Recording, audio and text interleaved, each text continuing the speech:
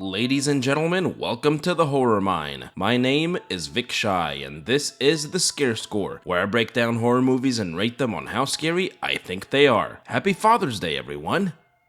In this episode, I'll be going over the 2005 South Korean horror film, Cello. I'll be going over the events that take place throughout the film while breaking down the scare scenes and rating them on how scary they are or attempt to be. South Korean horror movies are known for going to pretty dark places. Cello hits levels of dark that I haven't seen in a while, but how scary is it? Sit back and relax and join me as we explore Cello and tally up the Scare Score.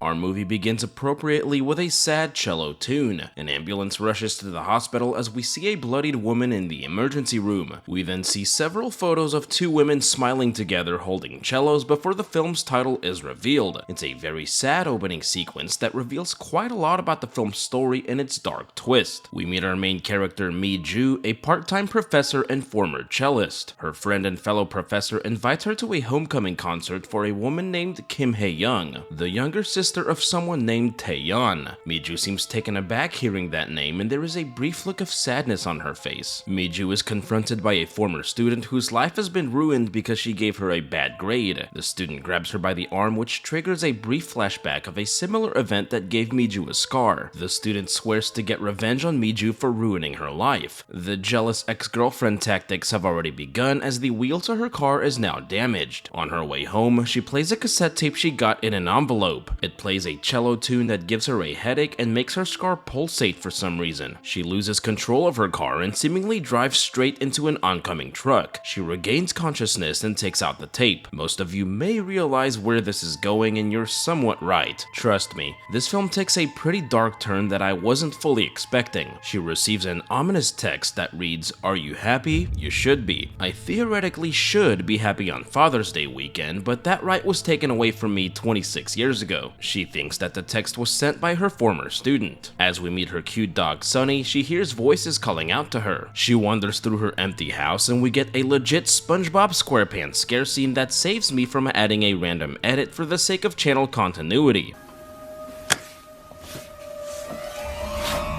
This scene establishes a decently creepy atmosphere, but it is one of the most obvious character walking into a surprise birthday party scenes I've ever seen. Despite that, this seemingly throwaway scene turns out to be a lot more important than I thought. We meet her husband Jun-ki, his sister Kyung-ran, her autistic daughter Yoon-jin, and youngest daughter Yoon-hee, who is extremely adorable. Kyung-ran gives her a rare vinyl record that her fiancé Hyun-woo managed to find in New York. To reveal their gift for her, Yoon-hee pulls back her sister's fingers one by one, which seems to trigger another memory. On their way home from a doctor's visit, Yoon-jin is drawn to a cello display and Mi-ju starts teaching her how to play. They hire a new housekeeper named Ji-suk, who immediately gives off some very creepy vibes.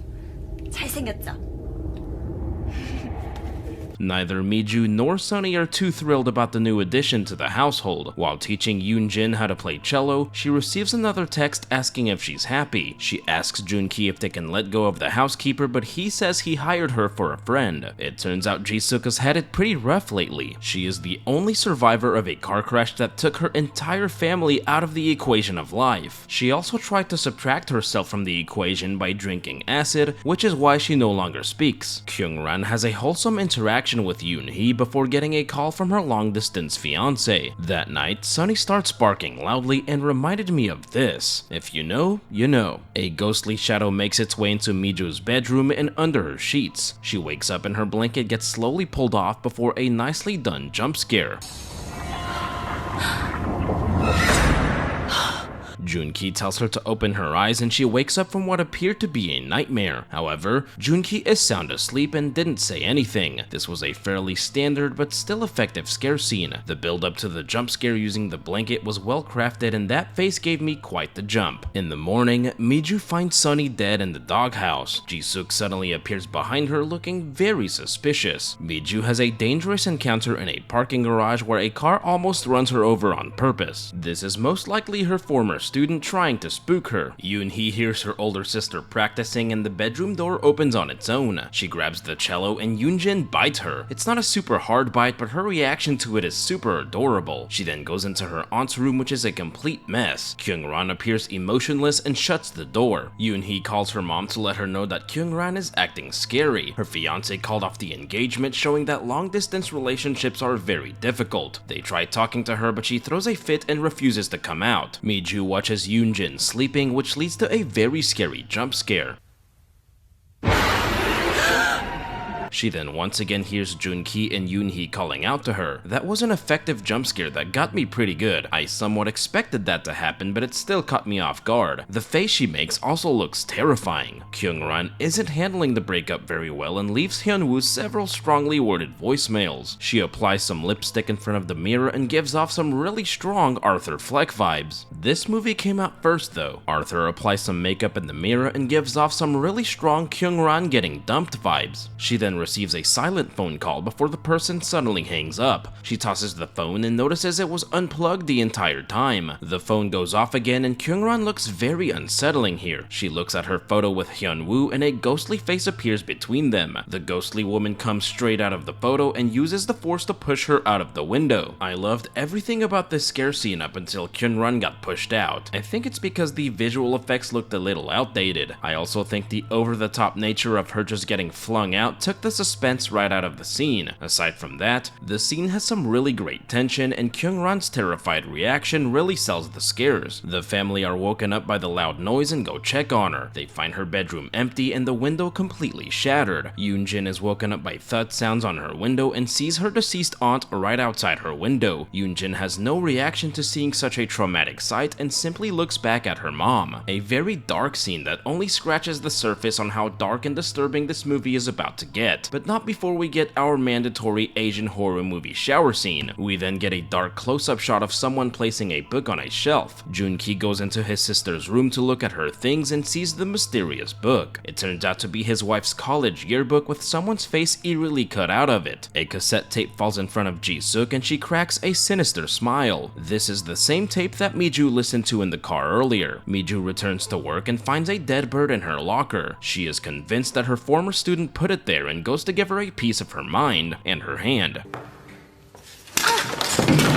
Back at home, Yoonjin is practicing the cello and Ji-suk gives her the mysterious tape. This brief scene gives off a feeling of uneasiness that something terrible is about to happen. Mi-ju goes to the police about the harassment she's been receiving and the student's mother arrogantly offers to pay for the damages. The detective speaks to Mi-ju and says there's no proof that the student sent her the ominous text messages, especially since Mi-ju fumbled and deleted all the evidence. While driving home, her windshield suddenly cracks and completely shatters. She then hallucinates a woman falling on top of her car. She comes home to Yoonjin playing along to the song from the cassette tape. Mi-ju absolutely freaks out and tells her not to play that song. Jun-ki asks her about the song, but she says it's nothing and walks away. Mi-ju hasn't really been a great main character up to this point, and this is where she starts entering into bad territory. She initially refuses to tell Jun-ki why she's behaving so oddly, and he has to pry it out of her. He asks her about the woman named Taeyeon whose face is cut out of the yearbook. Taeyeon is also the name that was briefly mentioned in the beginning of the film. He believes that the song on the tape is her playing the cello alongside Taeyeon. Mi-ju then starts acting even weirder and starts saying that she didn't kill her. Mi-ju finally decides to open up and we get a flashback revealing who Taeyeon actually is. Mi-ju and Taeyeon were best friends that played the cello together in college. Taeyeon felt like she was in Mi-ju's shadow and hated her for it. When they graduated, Mi-ju was chosen to be the main cellist over Taeyeon during a recording session. One day on their way home, Taeyeon was driving and drove straight into an oncoming truck. Taeyeon died in the crash that also gave Mi-ju her scar and left her unable to play. The look on Mi-ju's face implies that the story she just told isn't totally factual and Jun-ki doesn't seem fully convinced either. Mi-ju attends the homecoming concert of Taeyeon's younger sister, Hae-young, and is also hoping she can land a job as a full-time professor. The concert starts and Hae-young is playing the same song from the tape.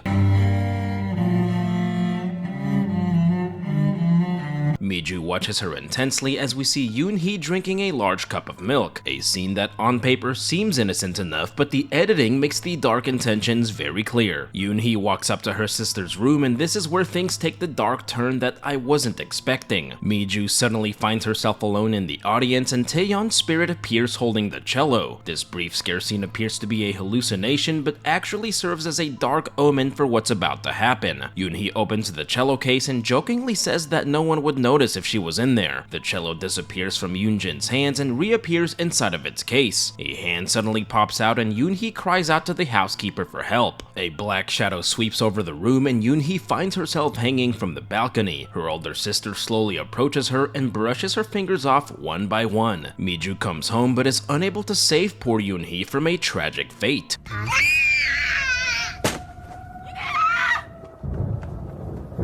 As Miju holds her daughter's body in the pouring rain, housekeeper Jisuk is just staring at the tragic scene. This scene really caught me by surprise. I figured there was a reason why they were making Yoon-hee so adorable, but I wasn't expecting something this dark and tragic. Joon-ki comes home and Miju lies and tells him that she sent Yoon-hee to camp. This is where I lost all the respect I barely even had for her character, and where she truly becomes a terrible protagonist. I understand she just went through something extremely traumatic, but there is no excuse for lying to her husband about their daughter's death. Thankfully, Joon-ki isn't as stupid as she thinks he is. He quickly realizes something is off and starts doing research on Taeyeon. Miju hums the daughter she has left to sleep and breaks down in tears, probably realizing that she's a terrible person. Joon-ki goes into Yoon-hee's room and calls her cell phone. He hears her ringtone from somewhere inside the house before the lights go out.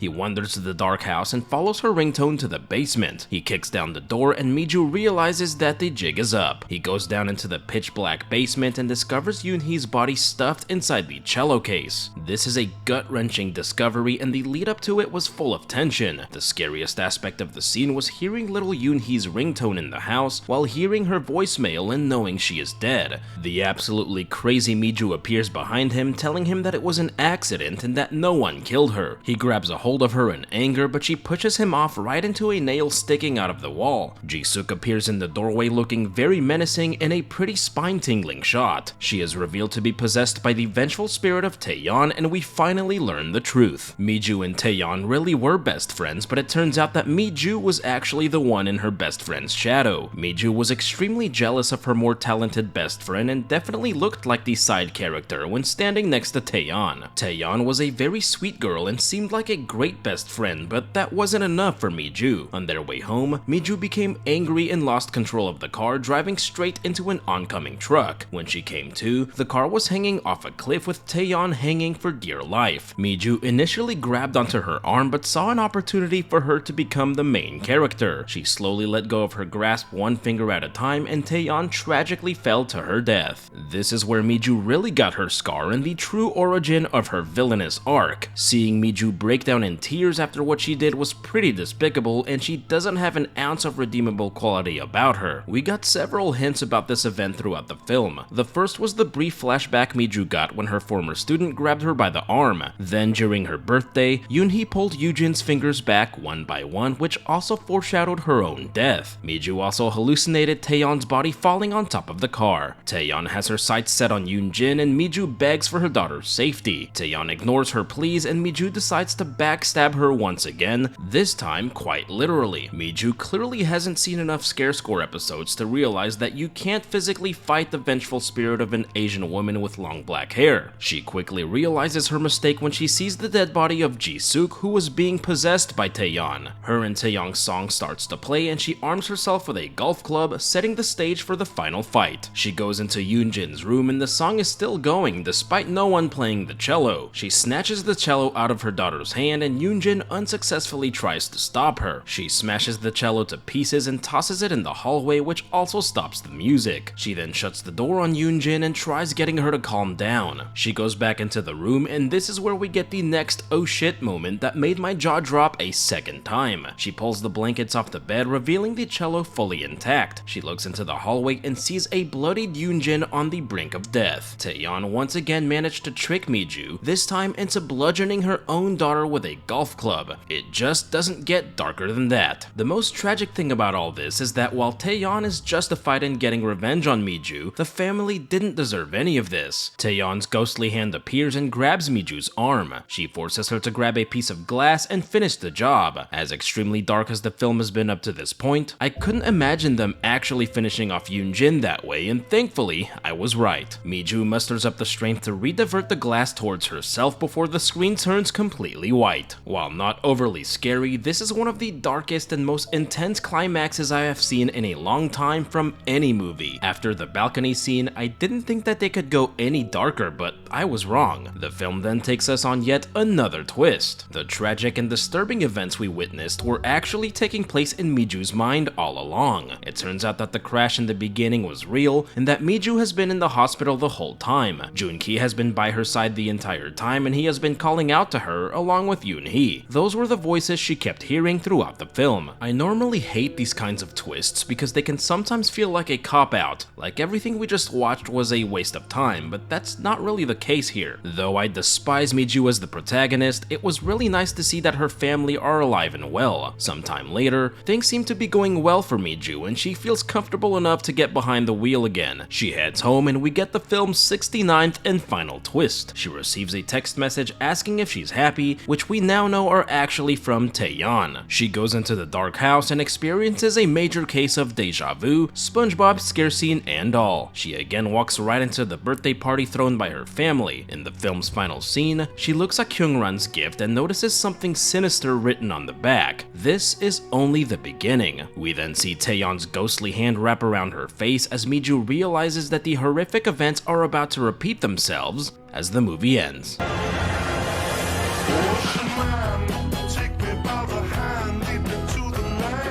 This was an absolutely brilliant final scene that I didn't see coming. I knew Miju wasn't getting a happy ending, but I didn't expect this. Although this does mean that her family are going to experience the same tragic fates, which really sucks. Unless Miju is still in a coma from the crash or actually dead, and Taeyeon has her in some kind of purgatory, doomed to relive these tragic events over and over again. That would definitely be the ultimate revenge. Really well done final scene to cap off an excellent psychological horror film with numerous dark twists. And that, ladies and gentlemen, was Cello. My friends, this film started out pretty slow and I didn't really know where it was headed. It planted the seeds for its wild third act very early on and I was genuinely curious as to what was really happening. I initially thought that the film had a by-the-numbers predictable plotline, but I was happily proven wrong. I think it was presented that way on purpose to cleverly hide what was really going on, and it definitely worked. This isn't the scariest South Korean horror film I've ever seen, but it's definitely one of the darkest. I couldn't believe some of the places they went, especially with Yoonhee and Yoonjin's deaths. The film wasn't afraid to go to those dark and disturbing places that literally made my jaw drop. There are still some nice traditional scare scenes spread throughout, but the psychological horror was definitely the highlight here, earning Cello a decent scare score of 55%. This is one of the better South Korean horror films out there and is by far one of the most underrated. I think I'd put it right up there with A Tale of Two Sisters. It's that good and I definitely recommend checking it out. The scariest scene in the film is the film's final scene. Miju thought she got herself the happy ending she didn't deserve, knowing that Taeyeon's revenge is only getting started and that Miju is going to have to relive those dark and disturbing events is truly horrifying. But